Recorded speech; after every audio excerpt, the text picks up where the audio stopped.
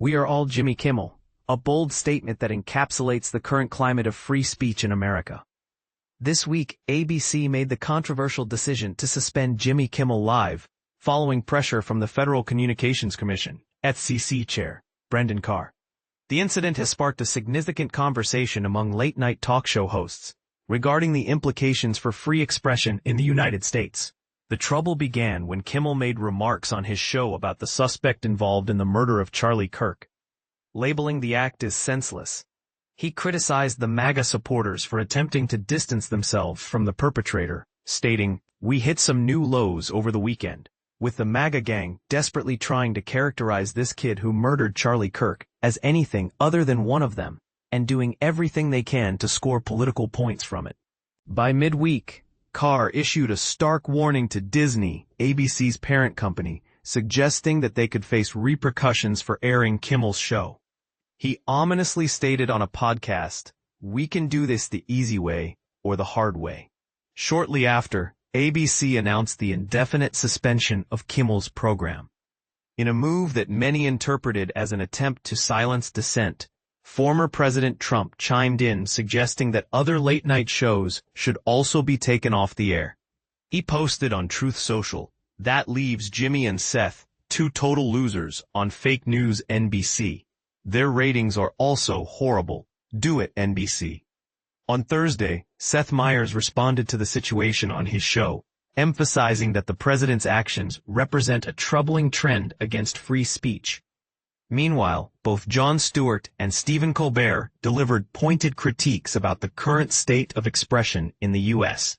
Stewart, in particular, remarked, "We all see where this is going, correct? You can't go around firing somebody because you're fearful, or trying to suck up to an authoritarian, a criminal administration in the Oval Office. That's just not how this works." Fresh off an Emmy win, Colbert declared, "Tonight, we are all Jimmy Kimmel," expressing solidarity with his fellow host.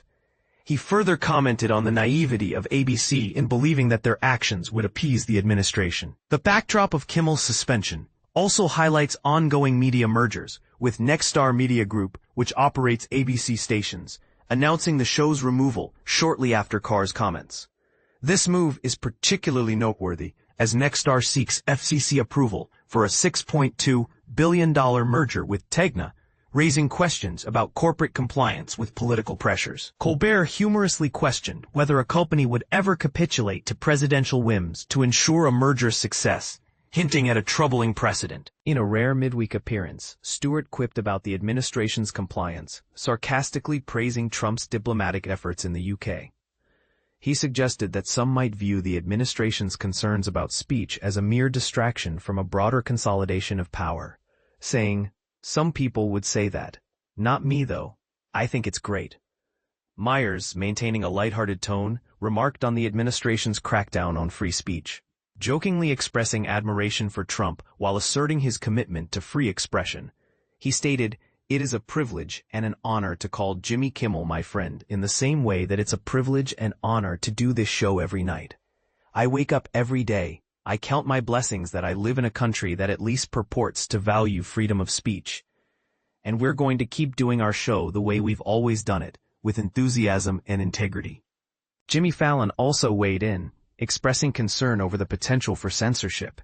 He acknowledged the uncertainty surrounding the situation, stating, "To be honest with you all, I don't know what's going on, and no one does, but I do know Jimmy Kimmel, and he's a decent, funny, and loving guy, and I hope he comes back."